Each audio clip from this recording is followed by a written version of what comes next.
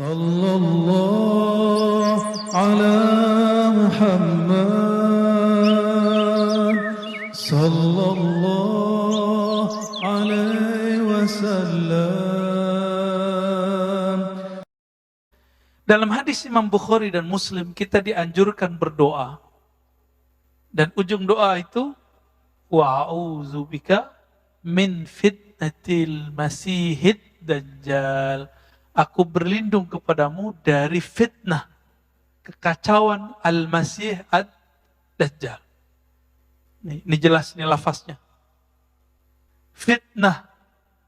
Fitnah itu ada pra kemunculan, ada saat kemunculan.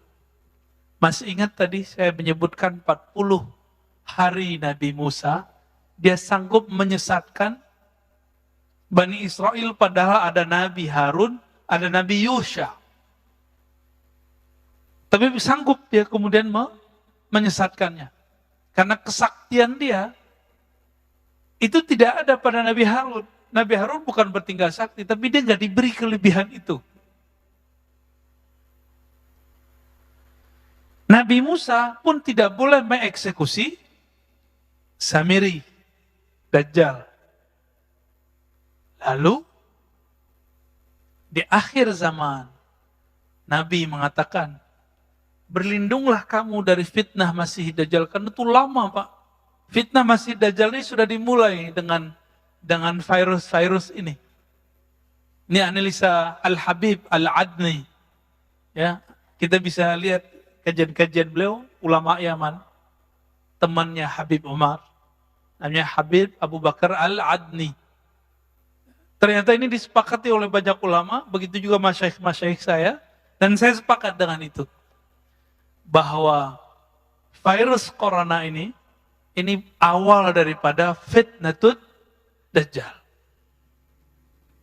Apa arti fitnah tadi? Kekacauan. Kacau nggak di negara? Kacau, Pak. Ya, nggak ada negara yang aman dari corona, nggak? Ada nggak? Nggak ada. Samiri, sebelum keluar akan terjadi fitnatud dajjal. Fitnah Masih Dajjal, dan itu lamanya bukan main. Puncaknya nanti adalah kelaparan yang berkepanjangan. Ini kita simbolnya, kita lihat berapa tahun Nabi pernah mengalami kelaparan. Masih ingat nggak riwayatnya? 2 atau 3 tahun? 3 tahun. Dan ini akan berulang kembali. Akan ada masa, Bapak hitung aja yang ahli ekonomi, yang bisa menghitung-hitung devisa negara, kira-kira bangkrutnya negara kita tahun berapa nih? Kalau vaksin nggak bekerja, virus terus merajalela, mutasi, kira-kira tahun berapa? Hitung aja, Pak. 2027, 28, 29, 30. Bisa jadi lebih cepat. Waduh, Pak Mirwan nakut-nakutin kita nih. Kata Pak Mirwan 2024, Pak. Belum, Pak, 2024 masih ada duit. Masih ada devisa. Ya. 2024 kalau hitung-hitungan mereka masih ada. Ini setiap, dari tahun kemarin sama sekarang, negara udah ngabisin duit untuk persoalan COVID ini udah banyak sekali. Dan itu bukan negara kita loh, Pak ya. Saya dapat kabar dari sahabat saya, ya jamaah kita juga di Ekuador, kedubesnya Pak. Ya Pak Agung dan istrinya, itu ngabarin. Di sana, negaranya nggak sanggup Pak beli vaksin. Kalau di Indonesia kan, kedubes-kedubes negara lain aja divaksin ya. Dan itu gratis. Tapi dasar orang Indonesia nggak suka bersyukur, ngeluh tiap hari. Ngata-ngatain tiap hari. Nggak ada rasa syukurnya. Dikasih vaksin gratis juga. Ya. Nggak dikasih vaksin, rame. Dibilang membunuh rakyat. Dikasih vaksin, rame. Lockdown, rame. Nggak lockdown, rame. Bingung kan negara kita, Pak. Ya kayak masjid inilah. Ini pengurus kan pusing nih. Dibuka, ada yang ngeritik. Ditutup, Ada yang menghujat. Bingung kan? Selamat bingung Pak ya. Ini perjuangan akhir zaman. Pengurus mundur, hilang. Allahumma sholli ala Muhammad. Kasihan Pak ya. Nih, aduh jamaah nih kadang-kadang mulutnya sama komentar-komentarnya kadang nggak pakai hati, nggak punya perasaan. Ini orang tiap hari diteror terus. Aduh, saya kasihan. Sekarang ini yang paling saya kasihan selain masyarakat di luar, itu pengurus masjid. Yang kedua, yang ngurus masyarakat kita, yang ngurus negara ini, serba salah. Kenapa masjid menjadi sorotan? Karena masjid bawa simbol agama, Pak. Kalau negara emang dari dulu udah dikritik orang, biarin dah ya. Ini masjid nih, siap-siap loh Pak ya. Buka sepi, ya. Orang takut kerumun kan, tutup rame. Maunya apa ini ya? Apa kata Nabi Muhammad SAW? Ma bu'itha nabiyyun illa qad anzara ummatahu dajjal al-a'war al-kazzab. Ala wa innahu a'war wa inna rabbaka laysa bi'awar. Wa inna baina 'ainayhi maktuban kafir. Ya. Hadis ini sahih. Tidaklah diutus seorang nabi kecuali nabi itu diperintahkan untuk mengingatkan akan kemunculan Dajjal. Kita nggak dapat kabar Pak ya, Dajjal ini perang sama Nabi Sulaiman, nggak dapat kabar ya. Perang sama Nabi siapa, ya dalam rupa yang beda-beda, formulasi yang beda-beda tentunya. Berarti setiap masa itu ada Dajjalnya, dari Nabi Nuh. Berarti Dajjal ini bermutasi juga dia Pak. Cuma Dajjal yang permanen itu Musa bin Sam'un Samiri. Ini permanen, dia belum mati-mati. Jadi kalau Musa bin Sam'un alias Samiri masih hidup, masa Nabi Khidir nggak bisa hidup? Ya, tor gitu bidong dongeng lagi ya. Ya salam.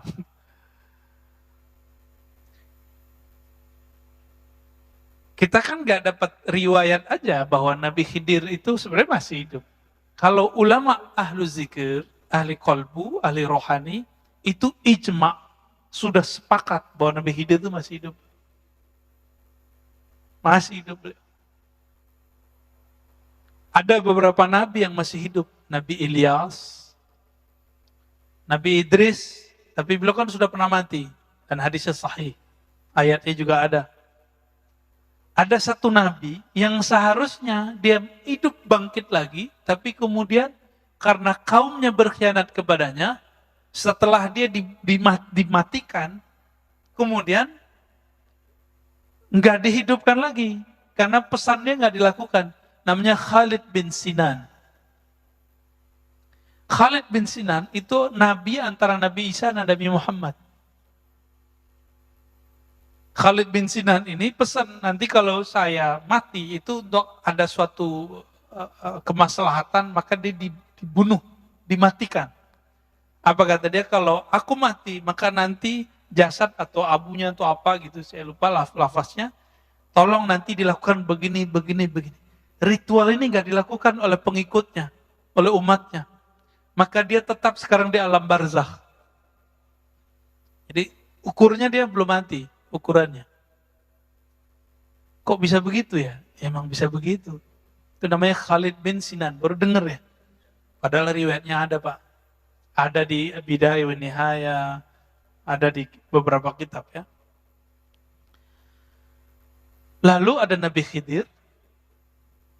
Dari kalangan musuh Allah itu ada Dajjal, ada iblis, ada jin. Jin itu kalau nggak dibunuh oleh jin yang sakti atau manusia yang sakti, dia nggak mati, Pak.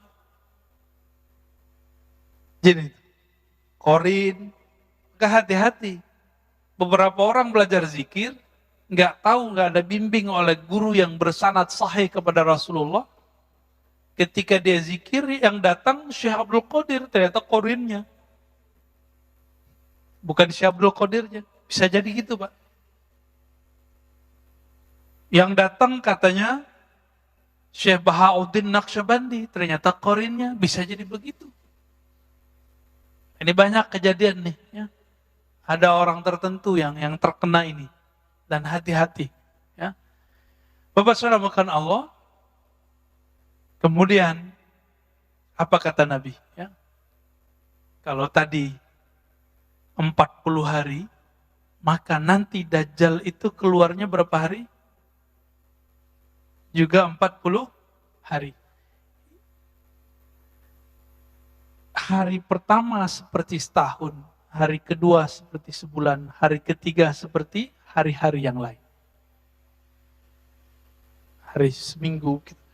Itu di total 40 tahun rasanya. 40 hari di zaman Nabi Musa, sama 40 hari puncak dia khurujnya keluarnya, sampai kemudian turun Sayyidina Isa. Jadi Nabi Isa ini luar biasanya apa?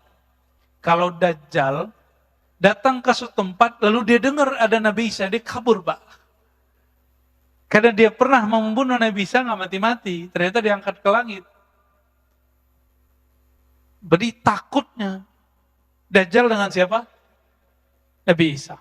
Tapi Nabi mengatakan apa?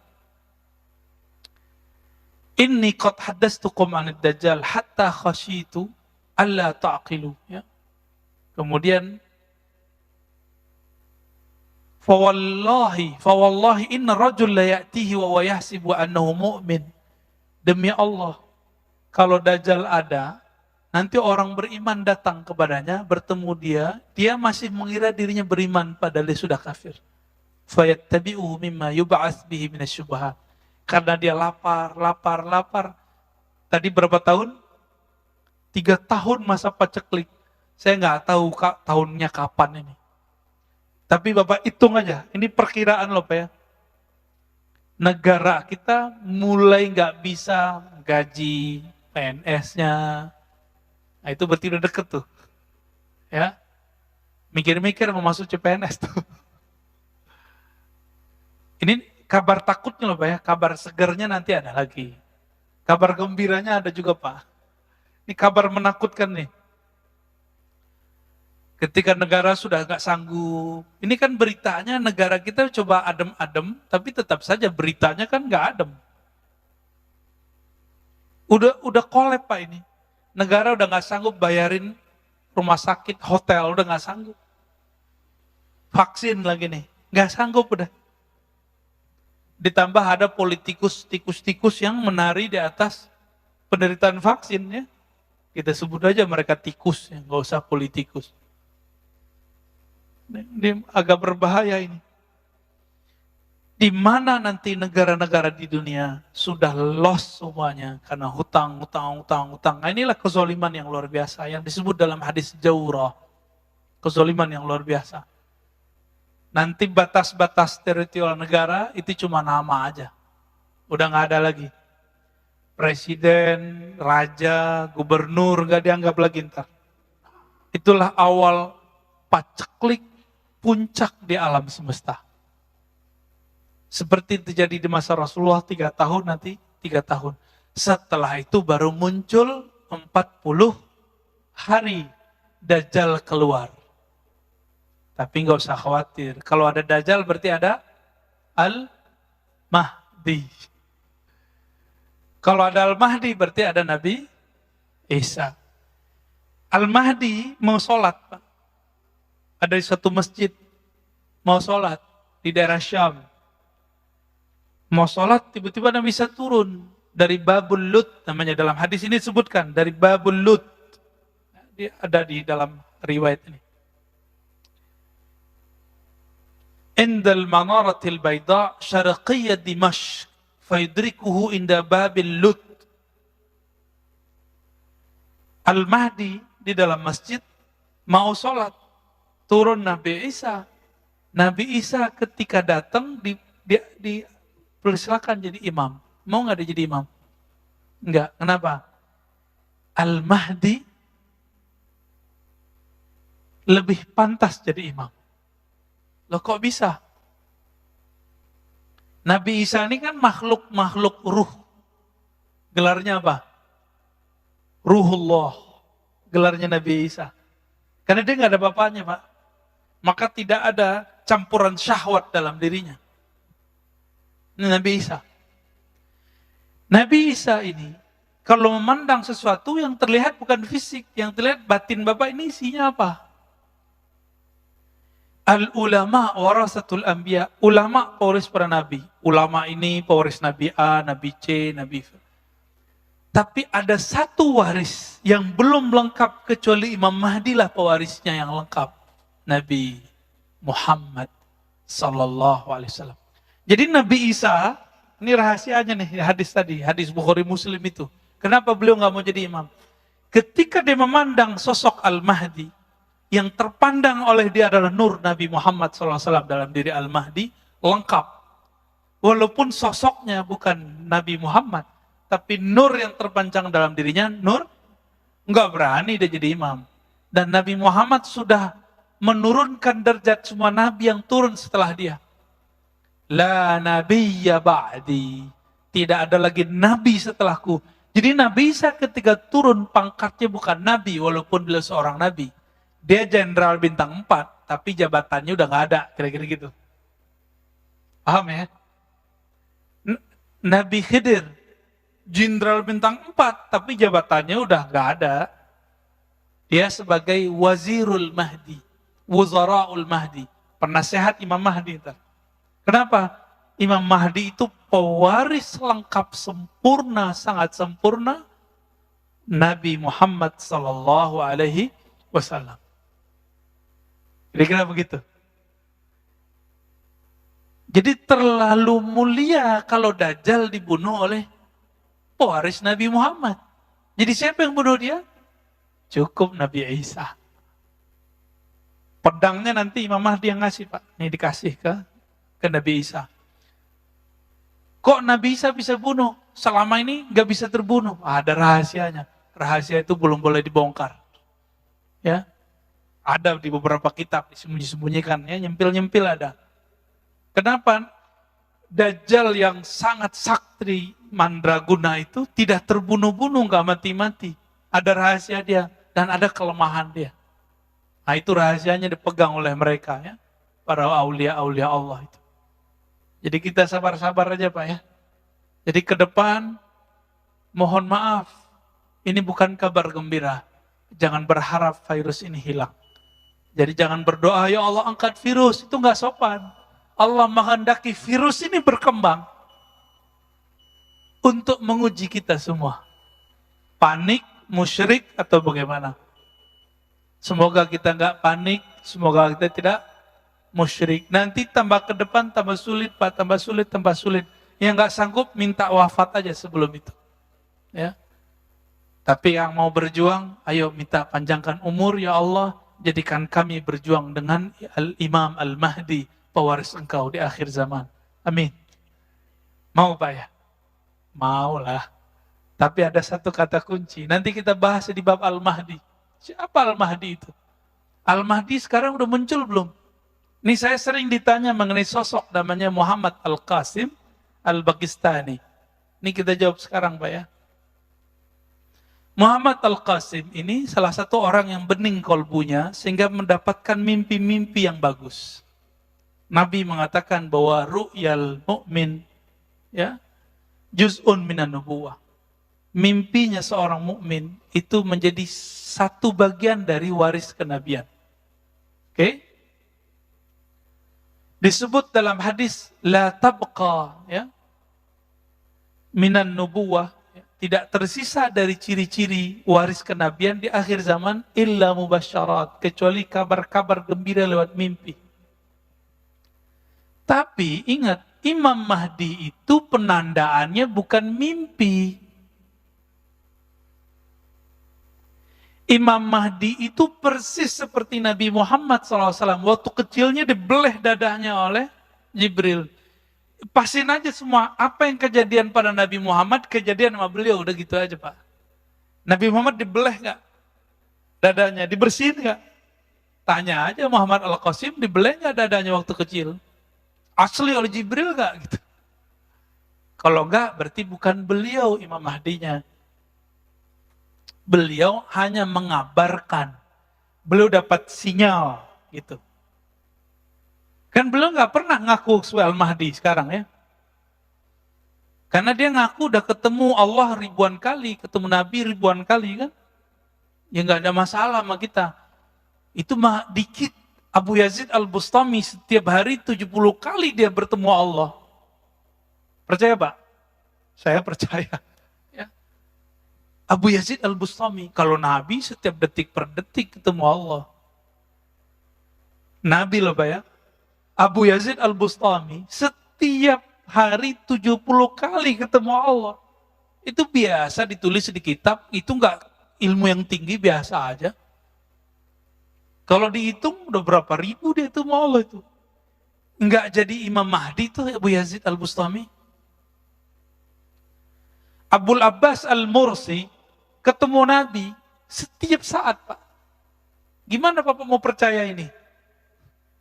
Kan dibilang dajjal lagi ntar sama orang, dongeng lagi ente. Gitu. Apa kata Abul Abbas Al-Mursi? Murid Imam Abul Hasan Syazili, gurunya Ibnu Athaillah Sekandari pengarang Al-Hikam. Yang kitabnya kita ganti hari ini dengan Sunan Abu Daud. Ya, requestnya antum tuh Mas Adit tuh ya. Apa kata Abul Abbas Al-Mursi? Kalau aku tidak memandang Rasulullah setiap detik, setiap nafas, maka aku kafir. Enggak jadi Imam Mahdi itu dia. Jadi Imam Mahdi enggak boleh asal Mursi. Enggak. Maka saya yakin, jika Muhammad Al-Qasim ini wali Allah, jika dia wali Allah ya, dia tidak akan ngaku dirinya Al-Mahdi. Ya.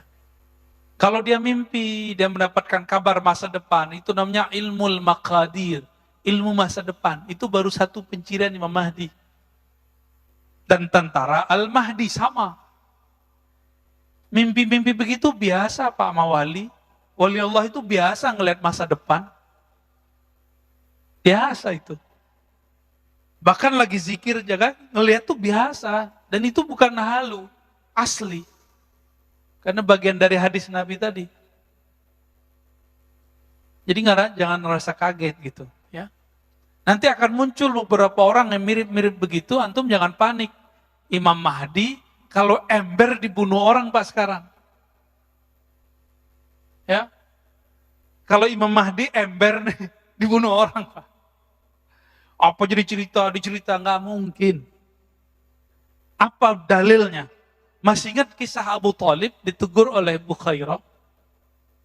Apa kata Bukhairah? Abu Thalib, kenapa ente bawa ini anak? Hazal ghulam nabiyun, ini anak Nabi.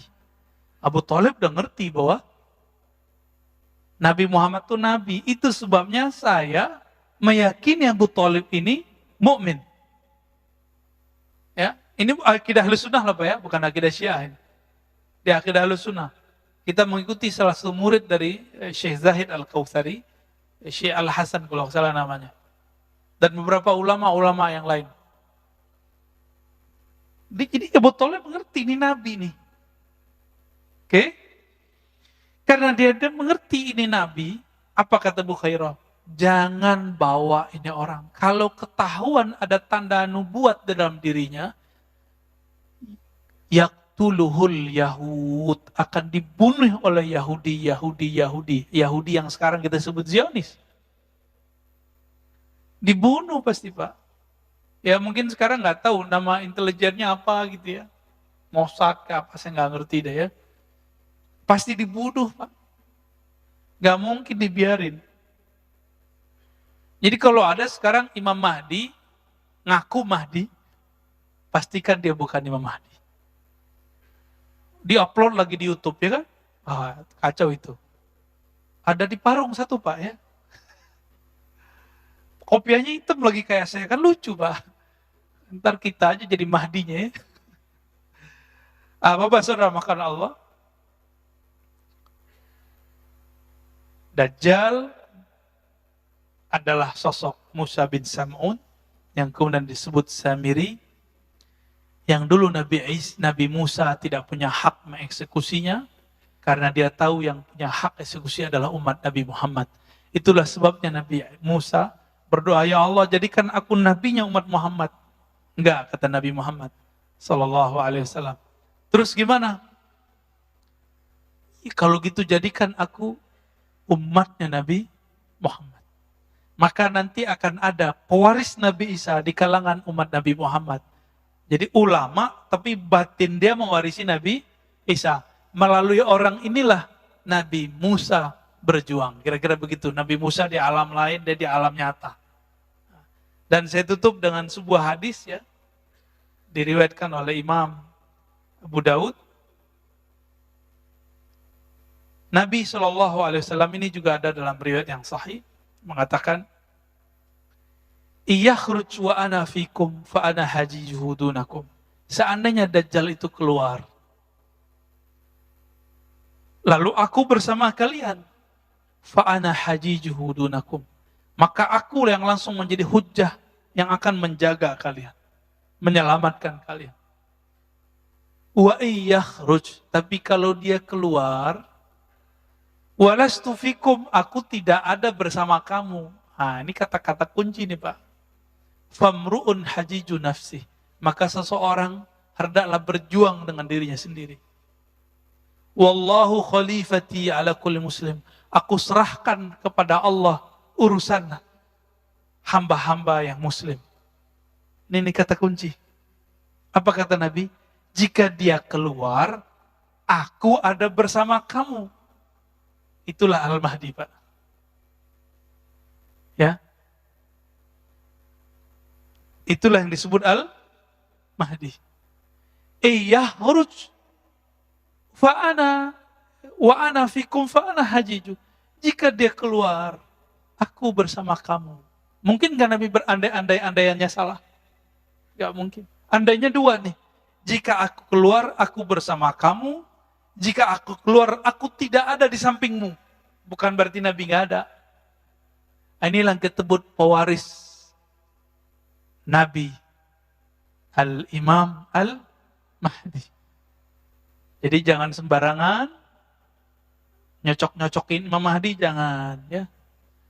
Imam Mahdi sekarang di Madinah, itu nanti bro ya. Imam Mahdi nanti di Madinah, di Mekah itu nanti. Nah nanti kita di next pertemuan kita bahas man huwal Mahdi. Siapa Imam Mahdi? Siapa namanya? Apa namanya? Jadi ternyata yang benar itu apa namanya, bukan siapa namanya. Itu dua hal yang berbeda loh. Beda loh Pak ya. Siapa dengan apa? Insya Allah ingetin saya nanti Mas Adit, kita akan bahas ke sana. Ya. Nanti kita tetap merujuk ke Sunan Abi Daud, dan saya pernah membuat daurah itu di Riau, full berbahasa Arab, dan tidak diposting ya. Tidak diposting oleh teman-teman di sana. Baik, lebih kurang itu Pak. Saya rasa cukup. Ada diskusi? Waduh, Pak Dokter nih. Maaf Pak Dokter ya. Jangan clash Pak ya. Ada cross otoritas Tar. Tafadhol Pak.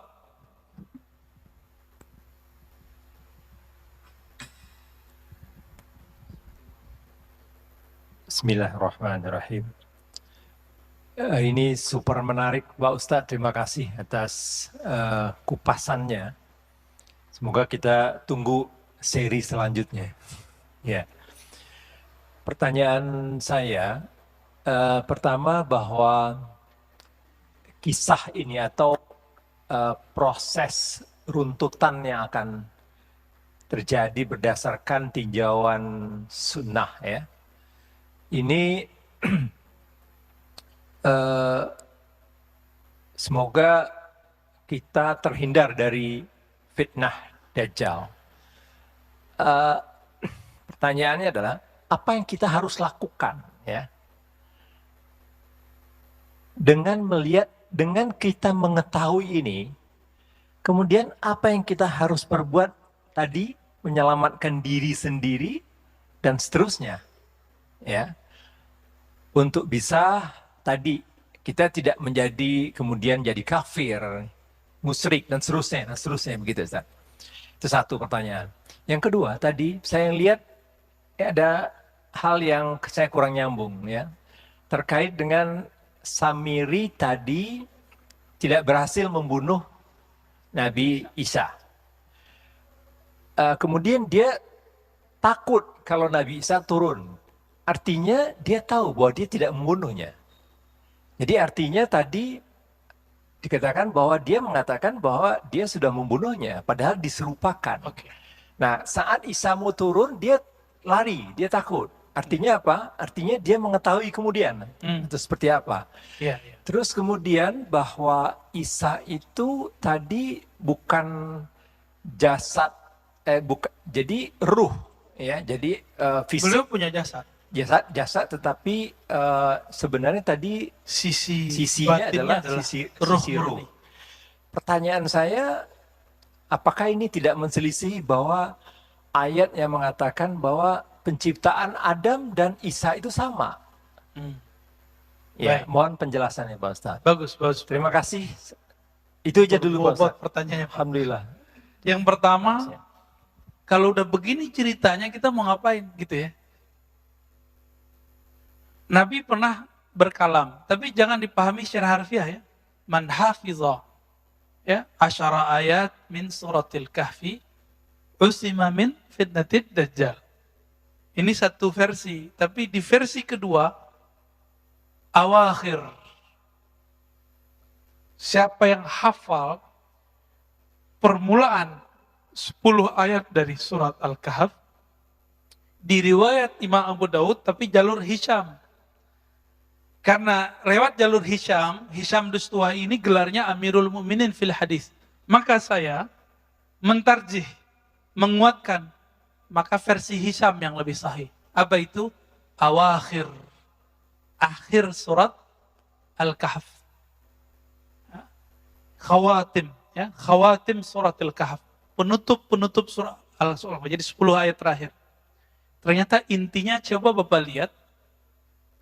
Inti dari surat Al-Kahf itu ayat terakhirnya, Pak.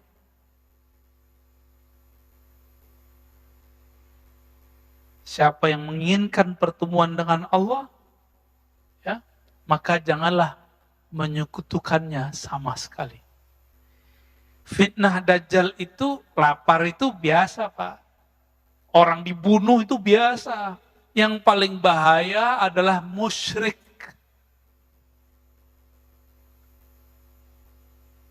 Kemusyrikan apa? Karena masalah lapar tadi. Lalu Dajjal kan datang. Ketika Dajjal gak senang dengan suatu penduduk, satu negeri, maka dia tahan tidak turun tuh hujan. Itu kan sakti kan Dajjal. Gak tahu pakai alat canggih dia atau pakai asma kita gak tahu. Ketika orang udah kelaparan, tidak ada tumbuhan yang tumbuh 3 tahun Pak lamanya. Maka ketika dia muncul 40 hari pertama itu, disitulah kemudian orang banyak menyembahnya. Karena dia tebar itu benih padi, langsung tumbuh. Maka mulai sekarang rajin-rajin puasa, Pak. Dari sekarang kurangi makan. Kurangi hajat untuk makan. Ini nggak makan dikit, istri telat dikit masak, marah sama istri. Ya. Gimana mau ketemu Dajjal ntar? Ya. Bisa-bisa antum bunuh istri ntar kan masalah itu. Bisa nyate anak ntar tuh. Bingung gak ada lagi daging, nyate anaknya masih bayi kan. Nauzubillah min dzalik. Nauzubillah min dzalik. Orang lupa kalau dia punya sisi rohani yang gak pernah makan dan minum. Ruh kita gak perlu makan dan minum, Mbak. Tapi tubuh fisik ini perlu makan dan minum. Dan itu cuma bisa dengan cara berserah diri secara total kepada Allah. Itulah ujung dari surat Al-Kahf. Khawatim. Maka saya meyakini itu. Jadi Bapak biar nggak ragu, ada namanya teknik jamak. Teknik jamak itu kalau ketika hadisnya 2, amalannya jadi 2-nya. Baca 10 sama baca 10 awal, 10 akhir. Lebih cakep lagi baca dari awal sampai, karena Ashabul Kahf, cerita di surat Al-Kahf itu cerita akhir zaman semua berulang. Ya'juj Ma'juj, Nabi Khidir terbulang semua Pak di situ. Ya. Silakan dibaca, direnungi setiap hari Jumat. Ya. Kalau dia mengerti ayat ini, merasuk ke dalam dirinya makna itu, insya Allah itu jadi benteng dia nanti. Tapi Nabi kasih tahu, jika kamu mendengar Dajjal keluar, menghindar. Falya'ni anhu. Menghindar darinya. Jangan merasa sok-sok hebat. Yang selamat nanti cuma anak kecil, Pak. Anak kecil yang sekarang ada di Al-Quds. Yang nanti ketika dia disembelih oleh Dajjal, hidup lagi, nggak mati-mati. Apa kata dia? Saya tambah yakin bahwa kamulah yang disebut oleh Nabi kami Muhammad SAW. Engkaulah Dajjal. Kabur Pak Dajjalnya. Lalu apa hubungannya dengan Nabi Isa? Dia mengira Nabi Isa sudah dibunuh. Tapi ketika Nabi Muhammad SAW diutus, disebutkan, Inni rafi'uka, aku mengangkat engkau. Baru Dajjal ngeh, oh belum mati ya. Itu dia. Itu buka lagi suratan takdirnya. Terus yang terakhir tadi apa Pak? Lupa ya nanya ya. Saya lupa yang terakhir tuh. Ini kalau pertanyaannya 3 begini Pak, lupa kita. Ada yang mengingatkan? Oh, penciptaan. Penciptaan Adam dan Nabi Isa itu sama, maksudnya dari tiada menjadi ada. Tapi beda. Kita ada ayah dan ibu. Beda nggak sama Nabi Adam? Nabi Adam ada ayah nggak? Ada ibu nggak? Nggak ada. Sayyidatuna Hawa, Eva, ada ayah, nggak ada ibu. Sayyiduna Aisyah, ada ibu, tiada ayah. Beda Pak. Tapi dari ketiadaan menjadi ada sama. Khalq secara basyariah. Karena kalau versi surat Shad, inni khaliqun basyaran min tin. Aku ciptakan sisi manusiawi. Adam, siapa lagi tadi? Isa, Hawa, kita sama semua. Tapi secara ruh itu beda. Itu beda ya. Maka Nabi Isa, karena beliau makhluk rohani murni, beliau tidak menyebut Nabi Muhammad, beda dengan Nabi Adam. Beliau menyebut, Inni mubasyiram birasuli ya'ti min ba'dismuhu Ahmad. Karena Ahmad itu adalah Nabi azali, istilahnya. Jadi ketika Nabi mengatakan, aku sudah jadi Nabi, Adam belum ada, itulah dia. Ahmad namanya. Nabi Isa karena dia ruhullah, dia memandang itulah Ahmad. Itu yang akan keluar namanya nanti Muhammad. Dalam hadis dikatakan, Nabi Muhammad bersabda, namaku di dalam kitab-kitab terdahulu, Injil atau Taurat yaitu Ahyad. Artinya sama, terpuji. Gitu ya. Jadi gitu Pak, jadi ini bukan satu hal yang berbeda, cuma dia perbedaan ibarah saja ya. Ya, ada lagi? Terima kasih Pak Ustadz. Ya. Jadi nggak rame-rame amat kan, jadi boleh panjang. Boleh. Kalau rame malah saya yang takut Pak. Jadi dianggap buat kerumunan lagi kita. Ya. Alhamdulillah kajian yang sangat-sangat menarik. Dari saya ada 2 pertanyaan Ustadz. Ya. Pernah ada mendengar hadis bahwa di akhir zaman nanti ada fitnah yang seperti malam yang gelap gulita. Nah itu kami ingin mengetahui apakah betul itu untuk posisi kami sekarang seperti itu, atau ada penjelasan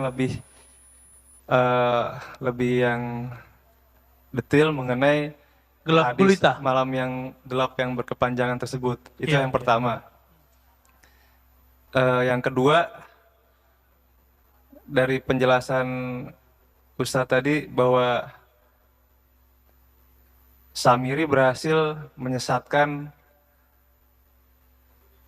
umat Nabi Musa yang sudah istilahnya diajari dan dikader bertahun-tahun lamanya, dengan mudahnya hanya ditinggal 40 hari mereka semua menjadi sesat. Karena tadi Samiri mempunyai kemampuan yang tidak dimiliki oleh yang lain. Dia bisa mempunyai kemampuan melihat alam gaib dan juga mempunyai ilmu yang canggih misalnya. Nah, apakah betul nih kalau kita samakan, maksudnya ada penjelasan lebih ilmiahnya? Kita lihat zaman sekarang bahwa dari umat Nabi Muhammad sendiri mulai tidak meyakini sunnah-sunnahnya. Yang pertama, kita juga disuruh pakai masker, tidak bisa tersenyum. Maksudnya senyum itu kan sunnah Nabi. Lalu yang kedua juga kita sholat berjarak. Jadi seperti ada pengetahuan yang dia mengetahui bahwa cara untuk memisahkan umat muslim daripada sunnah-sunnahnya itu kok seperti mirip dengan cara-caranya dia menyesatkan umat Bani Israel zaman dahulu. Nah, bahkan Masjidil Haram sendiri yang Nabi Muhammad SAW pernah kita dengar dari guru kita, Habib, bahwasanya Nabi Muhammad SAW tidak pernah melarang orang bertawaf di Masjidil Haram, baik siang ataupun malam. Sekarang terjadi, dilarang dan dibatasi. Nah, apakah betul ini suatu kebetulan atau emang ada penjelasan ilmiahnya bahwa ya memang ini hanya Samir yang mengetahui teknik-teknik atau ilmu pengetahuan yang canggih yang bisa memisahkan umat dari ajaran nabinya sendiri gitu. Baik. Terima kasih. Assalamualaikum warahmatullahi wabarakatuh. Assalamualaikum. Ini antara ilmiah dengan cocokologi gak mirip-mirip, Pak. Jadi kita harus hati-hati bener. Gak boleh tergelincir di sini. Yang pertama tadi tentang lupa lagi. Hadis zaman malam yang gelap berkepanjangan. Itu pertanda bahwa secara harfiah saja dulu, gak usah secara maknawi, akan ada masa tidak ada energi sehingga kita punya cahaya gini, Pak, gak ada. Gelapnya. Bapak masih ingat gak zaman-zaman dulu, Pak, masih muda, masih kecil. Itu rasanya kalau malam tuh lama gak? Lama sekali.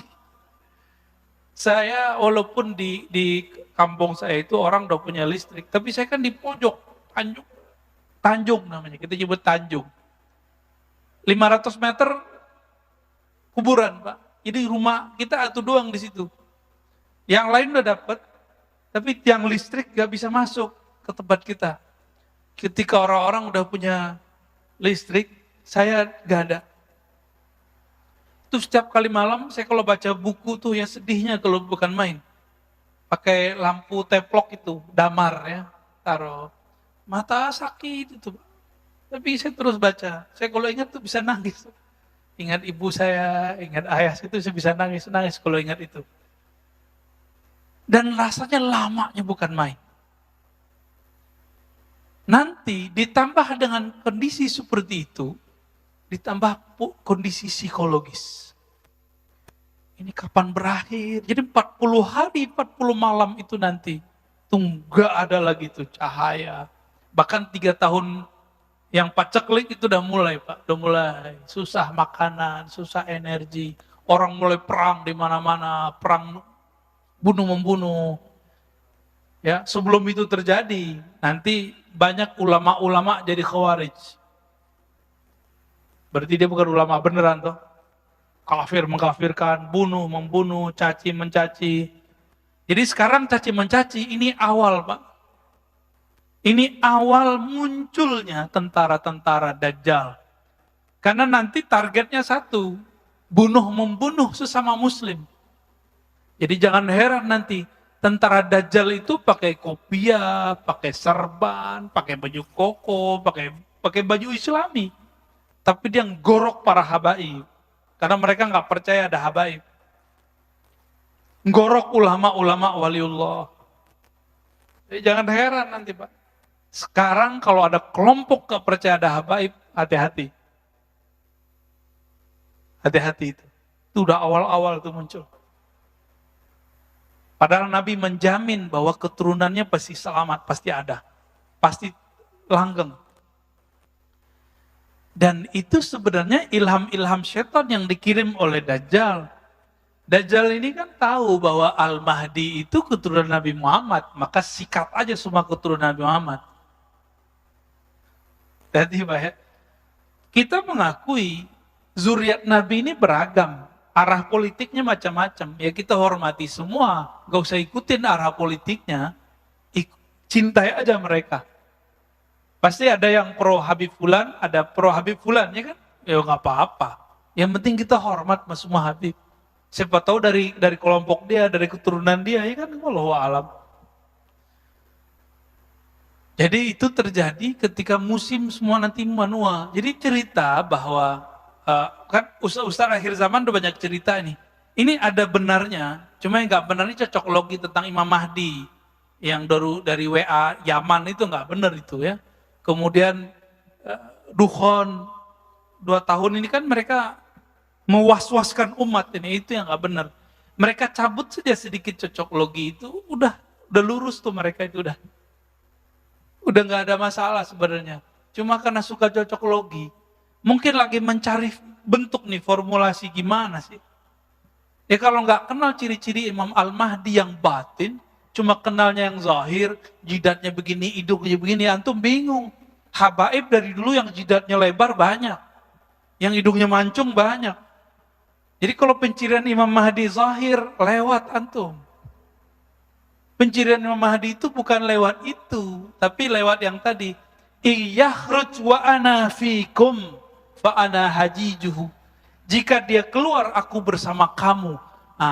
Ini aku bersama kamu ini yang penting. Aku ada di antara kamu. Kenali ciri-ciri pewarisnya ini. Sekarang belum kelihatan Pak. Kalau sekarang obral beliau Al-Mahdi ya lewat, dibunuh tar. Ya, yang ngaku Mahdi jadi tangkap-tangkapin sekarang enggak. Minimal disidang sama MUI, sama Jawa, macam-macam lah. Terus yang kedua tadi tentang adakah ini memang agenda dari Dajjal, orang sholatnya udah bisa-bisa gitu ya, pakai masker, padahal kita harus senyum. Jangan jauh ke sana.